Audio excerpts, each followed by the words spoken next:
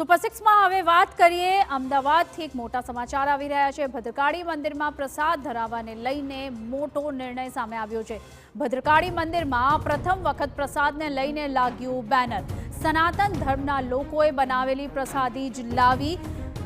ભદ્રકાળી મંદિર તંત્ર તરફથી આ બેનર લગાવવામાં આવ્યું છે। બેનરમાં પ્રસાદી ધરાવતા ભક્તોને મંદિર તંત્રએ કરી છે અપીલ। પ્રસાદની પવિત્રતા જળવાય તે માટે નિર્ણય કરાયો હોવાનો દાવો।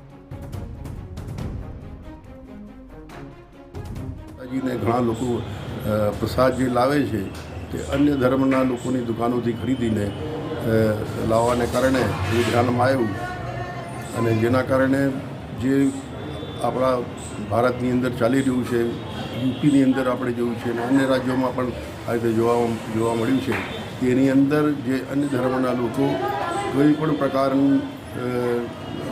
માવો અથવા તો ઘી અથવા તો અમુક પોતે પણ એમાં અશુદ્ધિ કરતા હોય છે। એટલા માટે સનાતન ધર્મમાં આ બધી વસ્તુઓ ચાલતી નથી।